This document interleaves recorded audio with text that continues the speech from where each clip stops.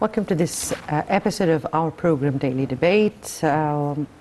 Before I start with my introduction to our topic tonight, let me say that today is Thursday. We're speaking about tomorrow is the stand of Arafat, and the first day of Eid al-Adha, or the greater Bayram, would be on Saturday. We are living in very blessed days, so wishing all Muslims around the globe a happy Eid al-Adha for you and for all our audience worldwide, and for all Muslims around the world. Today we'll be speaking about a very important topic, that is COP27. Egypt will be hosting the 27th session of the Conference of the Parties of the United Nations Climate Change, or the COP27, next November. That would be at the beginning of the month of November. That will be at the Red Sea resort of Sharm el-Sheikh. As the host of this upcoming summit, Egypt has been working to make the conference of radical turning points into the international climate efforts in coordination with all stakeholders or all the global world partners. That is for the benefit of the region, the continent, and for the entire world. Through the events, Egypt will be holding a number of events that will be made, or that will take place during the conference itself. Already Egypt started with some of the events that have been taking place. Egypt strategically uses nature, environment, and climate action to promote inclusive, sustainable development, strengthen cooperation, and accelerate innovation action towards national development, while contributing to the global commitment. We'll be speaking tonight about this important global conference that will be held in November. We'll be speaking about how Egypt started the preparations since 2 years. We'll be speaking about the measures that have been taken by Egypt in order to prepare for the summit, and prepare also Egypt for the green transformation. Would be speaking about all of that with our guest tonight, Dr. Magdy Allam, environment expert. Thank you so much for being with us tonight. You're welcome. You're welcome. Thank you so much. Before we delve into our discussion, let me take the first top story of the day. And Prime Minister Dr. Mustafa Madbouli chaired a weekly cabinet meeting on Thursday, which tackled preparations for the week-long Eid al-Adha celebrations, urging citizens to stick to the coronavirus precautionary measures amid a spike in cases recently reported in Egypt. The Prime Minister also assigned officials to activate a memorandum of understanding and agreements signed during the last Egyptian-Algerian Higher Committee meeting. He also referred to the targeted $100 billion annual exports, which was brought into discussion in the course of the Higher Exploitation Council Convention after being reshuffled. On sports, Madbouli hailed the success of Egypt's sports mission in the Mediterranean Games, which grabbed 51 different medals in various competitions.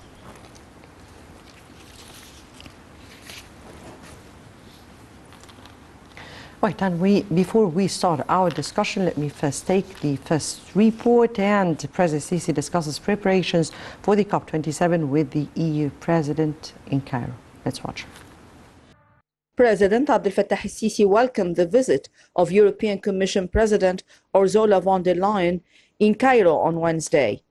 They discussed Egypt-EU relations as well as preparations for the 2022 United Nations Climate Change Conference COP27. President el-Sisi affirmed that his meeting with the President of the European Commission, which touched on joint coordination, is a connection to international efforts to confront the challenge of climate change. The Egyptian president also indicated that his country is working to strengthen cooperation with the EU, especially in the field of energy, pointing out that an agreement was reached on laying the foundations for a strategic partnership in the field of energy with Europe. During the joint press conference, the head of state added that von der Leyen was briefed on Egypt's latest organizational and substantive preparations to host the COP27 Global Climate Summit in November. He asserted that the conference is a valuable opportunity for the international community to address the issue of climate change seriously and agree on executive steps in a way that gives a strong and much-needed impetus to the international efforts to confront the phenomenon of climate change, being a common challenge facing humanity. On her part, von der Leyen said that Egypt has the capabilities to be a pioneer in the field of new and renewable energy, stressing commitment to a strong partnership with Egypt in all fields. She said that the EU will direct €3 billion to agriculture, water and sanitation programs in the region in investments that will support food systems in the region and elsewhere to develop solutions and technologies that are fit for purposes in Egypt. Regarding COP27 in Sharm el-Sheikh, she stressed the bloc confidence that Egypt will play a crucial role in COP27 to keep the global community on track towards climate goals, but also to boost the modern technologies for clean energy that is so necessary. The joint statement commits both parties to work together on a global just energy transition, on improving adaptation capacity, mitigating loss and damage due to climate change, and on increasing climate finance to respond to the needs of developing countries. All right, welcome back. And during the past period, recent multilateral consultations at the levels of the head of delegations, or rather foreign delegations, have provided an opportunity for for all the stakeholders to engage informally on the specific issues and make progress in preparations for the Sharm el-Sheikh. Egypt, in this respect, has been holding a number of important meetings with Germany, who was the host of the COP26, as well as Sweden, or in which this first ever UN climate conference was held in. That was 50 years ago, under the title Stockholm Plus 50. In April, the Vice President of the European Commission, Frans Timmermans, held talks here with Sameh Shoukry and a number of ministers, and expressed his appreciation for the Egyptian efforts in preparations for hosting the COP27, and there were agreements to reinforce cooperation between the EU and Egypt on energy and climate matters. Egypt has, as I said, has been preparing for the past 2 years and has taken several steps to convert the renewables, seizing the opportunity of the country's optimal solar and wind conditions, as well as a number of other steps that were taken by Egypt into transforming into green. That is exactly what we are going to discuss tonight. Let me again welcome our guest, Dr. Magdy Allam, environment expert. Thank you again for being with us. Thank you. You are more than welcome. Thank you so much. And we're speaking here about the 27th session, or the COP27, that will be held here in November, with God's will. And yes. Lots and lots of preparations that were made. COP27, COP is an abbreviation summary of Convention of Climate Change of Parties. So this Convention of Climate Change of Parties, up till 2015, it wasn't approved internationally. So by the push of Monsieur Macron, the President of France, he succeeded to have a gathering to exceed the requested number of approval of this agreement. So in 2015, the implementation of the agreement started to be implemented. But actually, till that time, and waiting for Egyptian guests for the Sharm el-Sheikh COP27, for the final approval of the difference statement of the Glasgow one. The Glasgow is nominating the phrasing of the conclusion of the conference by as a reduction, gradual reduction of fossil fuel, which is completely different rather than the intention of the experts. The intention of the experts are looking for gradual elimination of fossil fuels. And this is a big difference between gradual reduction. And that means that the fossil fuel, either it is coke or petroleum or gasoline or another fuel like this, will wait for a new era also, which is not requested by the General Assembly. The General Assembly has the intention to have a full elimination of fossil fuel, which is the purpose of all efforts up till now. And anyway, now the ball in the field of the Egyptian government. The Egyptian government now take the responsibility because Glasgow conference failed to finalize this conclusion. So in the final version, while the statement will be present in front of the presidents and the kings and the prime ministers, suddenly the approval of the gradual elimination being altered to be gradual. The reduction, gradual reduction. Gradual reduction. So we hope and we are sure that all those visits and the meeting that President Sisi held it with the prime ministers, the kings, the presidents, the mega companies and all the institutions all over the world. Maybe, of course, we have a big hope that President Sisi will succeed to have the final approval of majority of the members of this convention of parties to approve the gradual reduction. We are accepting as experts of environment and climate change, maybe we need 50 years again to have a gradual elimination. We have no problem with this, but we need a serious realistically, speaking realistically, especially with the mega companies. You know, it is not the issue of the governments. The governments all over the world has no a big role with the mega companies. The mega companies, we are talking about Texas Oil, all of the Shell company. We're speaking about the industrial mega stores there. Companies who are contributing more to this climate change. Because we are dealing with 6 sectors actually. In the climate change resilience, we are looking for the sector of the energy, which is the most polluter sector, and the sector of the industry, and the sector of transport, and the sector of building, and the sector of tourism, and the sector of agriculture. Those are the 6 sectors that we are measuring the greenhouse gas emissions. Because you know the greenhouse phenomena because of the greenhouse gases emissions. The greenhouse gases are depending on those sources. And we have 6 elements that heating the climate all over the Earth ball. And actually the Earth planet is the most small one in the sun planets. But in spite of this factor,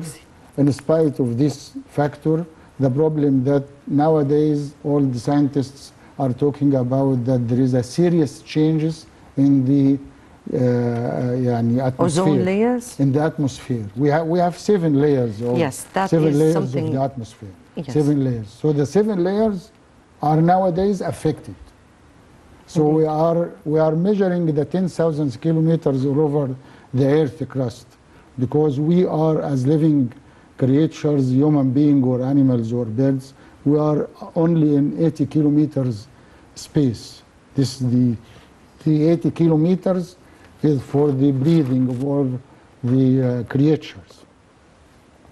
The problem that the pollutants cannot easily get rid, because the methane, for example, can stay for 14 years. But some other, the pyrochlorofluorocarbons or the hydrofluorocarbons, may be standing for more than 400 years in the atmosphere, more than 400 years. So it's not easy to get rid of this. That's, by the way, a piece of information that that has been said for maybe the first time, or the first time I hear such a point or a piece of information. And This it's is very, this is the science. This is the science. Because actually my specialty in that kind of sciences, and those are the real problem of the planet, that the planet Earth and with its atmosphere cannot absorb more of the greenhouse gas, cannot absorb more. And we are heating the surface of the Earth. When I'm talking about 100 years will increase 1 degree, we are not talking about the measurement of the daily temperature. No, we are measuring the level of the heatness of the surface of Earth, the surface of Earth, which has happened that every 100 years must not to exceed 1 degree each 100 years, not to exceed by the end of the 100 years, not to exceed 1 degree of the surface of the Earth. But we're speaking about 1.5 degrees. Right? Nowadays, it was, the it was expectation. it was 2 Yes, the degrees, and then it expectation. was reduced to 1.5. The expectation in 2050, it will be 1.5, 2050. 2050. 2050. Which is the national strategy Egypt has put. But before I go to that, just let me be clear here on that point. So it's not just the elimination of the fossil fuel, but also getting rid of the repercussions of the fossil fuel that existed on Earth and that will remain for other years. Right. We call it the phenomenon of accumulation. Because when we see, for example, any of the stacks of any industry and the cloud going up to the sky, so the ordinary people think that it is out, it's out of the planet. No, it is stored. It is stored because the nature of the 6 elements of the heating, which is the carbon monoxide and dioxide, the nitrous, the nitrogen oxides and dioxides, and the sulfur oxides. Yes, people will not Yes, understand of course, it the is difficult. chemical 6 terminologies, elements, but yes. 6 elements are responsible for this greenhouse gas. 6 elements. And 6 elements because of the industry, agriculture, transport, and the building, the roads, and even the tourism itself has more activity on the natural resources. So this is actually what we called, it's having 3 dimensions of damage. The depletion of resources, first one, the weakness of the resources, instead of 20 tons, you will have 2 tons, and the erosion because of the desertification and the drought, which is actually affecting our nutrition. And this is the problem, the main problem of the climate change is the nutrition. Exactly. The malnutrition. Let me take it from here. We in Egypt, the Middle East, and Africa, we're not that big contributors. Before I go to that, I have to say here that what you said means that we don't have only to eliminate the fossil fuel, but as soon as possible, so we can get rid also of its repercussion, right? You're right. Okay. So before 2050. We should do it before that, by time. Exceeding, if we're speaking about what you're speaking about here, sir, and the many years that it will take. But here, let me speak about contribution. We're speaking here about the Middle East, Africa, and of course Egypt, part of both, are not big contributors not at all. to the climate change, Not at which all. means that there is a very big contributor that are the big industrial countries. Of course. And we're speaking about nations who are not contributor to this. That African, equation yes. is very weird in terms of how would stakeholders sit together in COP27 discussing people who did not do anything with people who did everything, how to make it together.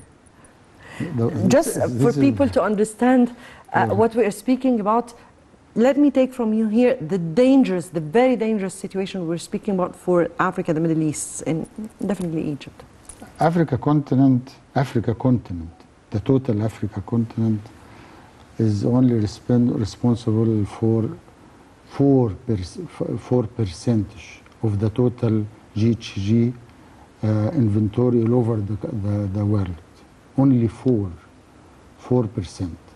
This is the continent, the Africa continent. At large. Yes, and also the South America is the second one, maybe 2%. And the United States, the China, the Russia, the 20 industrialized countries are responsible for more than 85% of the total GHG all over the world. What does GH... greenhouse gases اللي هي غازات الاحتباس الحراري. Right. Greenhouse gases.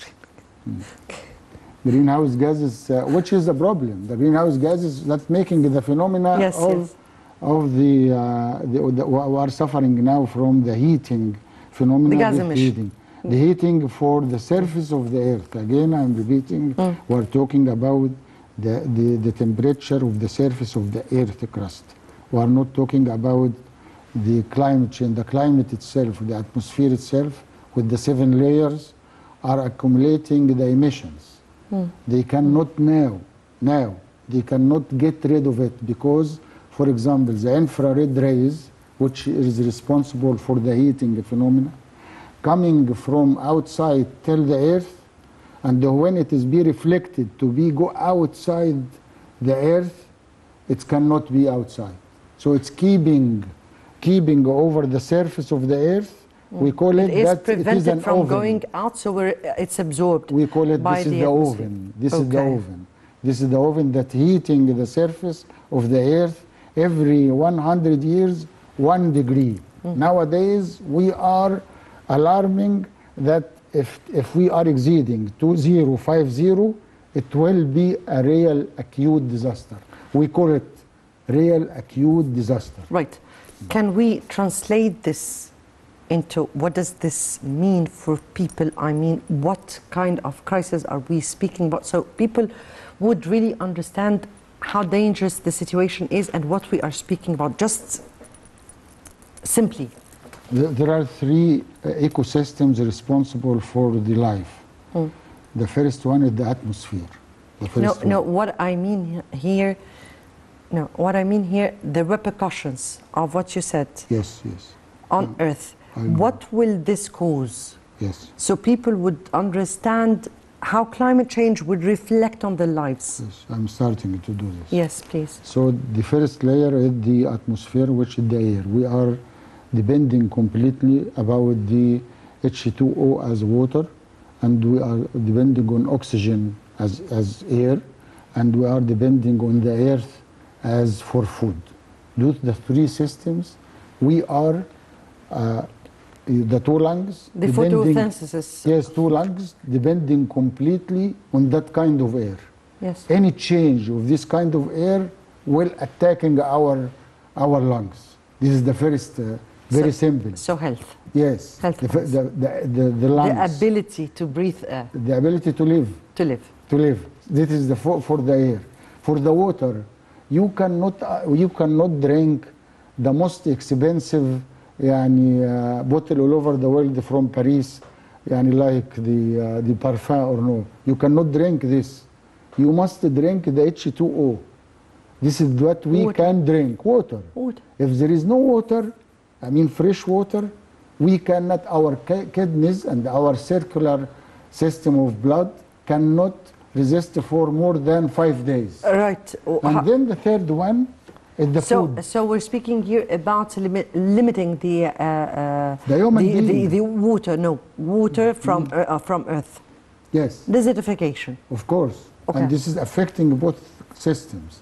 It will affect the water availability and affect also the nutrition availability, because the Food. drought and desertification are completely eradicate the vegetation cover. So we're speaking about food, you can know food for, water for human. and food security. Yes. So health, water and food security. And food security. Please. And then also, when you are talking about how to have more healthy life for the people, they must have a moderate temperature.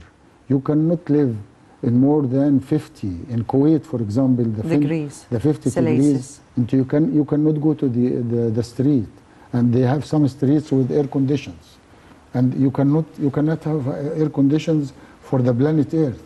So we must reduce this kind of high temperature. When you reduce this, you must have more vegetation. Right. You must reforestation of all the destroyed forests must be returned again to be 40% of the total surface of the planet Earth must be green vegetation, either cultivation or forests or afforestation, any kind. We need green vegetation. So we're speaking here about the third one would be the deforestation, deforestation. Yes. Right. It's a very dangerous phenomenon. The end of green. Yes. On Earth. A very dangerous phenomenon. Because and we will be burned. Of course. Oh, of course. And you haven't such kind of oxygen to actually continue as a life on this earth. Either, I'm not talking about the human being, I'm talking about all the creatures. So yes, we are talking a phenomena. The climate change is a not simple one. The people thinking that this something simple, it is not simple. It is something will shift. It's life. It's life. It will shift the kind of the life. Maybe one time you will have that like the special suits with oxygen. In China they do this. They have and they have another alternative. They put the people. You can see the people in Peking. They have those air, and with some tank, small tank with air, fresh air, because the pollution was so high at that time. Yes. Before I continue on with our... Energy, carbon dioxide reduction, women, civil society and youth, water adaptation, financing will be discussed on the unofficial days of the COP27 conference due to convene on November 6th till 18th. Minister of Environment Yasmin Fouad said that a set of initiatives were prepared to be launched at the conference in the areas of agriculture, food security, water, finance and waste, gender equality, and transition, equitable energy, sustainable cities, an ecosystem-based approach, and sustainable transport. Since Egypt was announced to be the host of the upcoming United Nations Conference of Parties on Climate Change, COP27, all state agencies have been working to prepare for the global event, and steps were taken to declare the hosting city, Sharm el-Sheikh, a green city. The plan to declare Sharm el-Sheikh a green city included a main goal, which is the use of clean energy and encouragement of environmental investment in the areas of preserving the environment and working on the establishment of a number of projects related to new energy, which was a priority. The Ministry of Environment announced that all cars and buses in Sharm el-Sheikh will operate by electricity, and more than 100 charging points will be established for these vehicles. Also, all hotels in Sharm el-Sheikh will also be powered by solar energy through the spaces inside each hotel separately, using the net metering system, whereby the solar energy capacities will be increased with this system to reach 1,000 megawatts instead of 300 megawatts. Right, welcome back, and back to you, Dr. Allam, because what we are speaking about is seriously interesting. And at the very beginning, you spoke about a very important issue. I'll ask you about the Egypt's national strategy for 2050, but you already put the division of the sectors that Egypt is working on previously. So I will just ask you, sir, just to illustrate or give us the headlines of this national strategy for Egypt or on the climate change issue 2050. I'm talking about the practical facilities that Egypt start to transfer to the green economy. For example, the first sector, which is the sector of the energy. The sector of energy is completely depending nowadays on the fossil fuel. And there is a very good and effective plan with the Ministry of Electricity to transfer up to 40% of the total energy consumption of Egypt into renewable energy, new and renewable energy. So you will find a lot of solar PV units, solar energy. You will find wind energy. You will find also the waterfalls energy. And we have also the energy of the solid waste, because nowadays we have a project in Middle Delta to transfer the wastes, either recycling. Yes, a line for recycling and another one for energy, because you can have the biomass to be transferred to biogas, and the biogas also can make an energy for a turbine, and this turbine give the energy for electricity for the middle of Delta. So this is another era that Egypt started to implement actually the new energy. The wind energy also will be duplicated, not also that one in Azafarana, but also another 3 spots will be involved so soon. We have, of course, in Aswan, a big facility of the solar energy, and we are now in Upper Egypt, in Minya, Bani Suef, in Aswan, in Edfu villages and Komombo villages. We already inserted 350 PV units. The units that take the water from the canal till the irrigation of the earth. And this unit actually, in average, it's around 250,000 Egyptian pounds. And the government of Egypt, in collaboration with IFAD, the International Fund for Agriculture, started to transfer the traditional energy for irrigation into PV units, the solar PV units, which is actually a shift, a real shift in the energy. What's the solar PV units? The generation of the energy to use the machine, depending on solar panel. No diesel, no crude oil. So it's already in field. I'm talking about something, I'm involved in it. It's already in field. We have 350 PV units, I mean solar PV units, for irrigation used by ordinary Egyptian farmers. And their sons nowadays, they have workshops to repair anything of this, which is actually something astonishing, even the experts. So it's actually a real shift of the traditional conventional energy into green energy like the solar one. In addition, of course, to other sources of the new energy, of course, the compost, the waste, the agricultural waste. You know, the agricultural waste are sharing up to 40% of our waste, and the house waste another 40%. So the 80% of waste must be either recycled or going to be a compost, not to be fired at all or burned, because it will add more GHG. We are eliminated this by transferring all the wastes, either agriculture or house wastes or any kinds of wastes, now to be recycled or used to be as another energy through the biomass, which actually a shift in the energy sector of Egypt.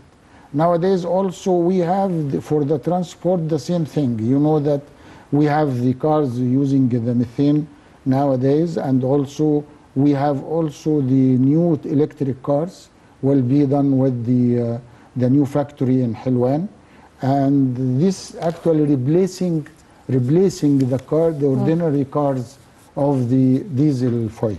Yes. So it's a real shift in Egypt. We are now, but actually we need more يعني awareness for the No, people. actually, we need more hours to speak about this topic because I did not even reach half my script here, and you're saying very interesting issues. It's already implemented. It is not actually a plan. Dr. Magdy, just promise us that you will come again because we need to open this and we need to continue on this file. I'm ready. I do thank you. No, thank you. So today, Dr. Magdy Allam, environment expert, for those very important points that you pinpointed your finger on tonight with us, and we're looking forward to have you more and more to further illustrate on more info about this issue. Dr. Magdy Allam, environment expert, thank you so much for being with us tonight. Thank you. A happy Eid Adha for you and your beloved and all your beloved. Thank you so much.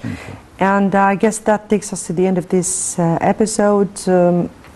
Next episode would be on Sunday, but it will be Eid al-Adha, so a very blessed Eid al-Adha for all Muslims around the globe. Many thanks for watching.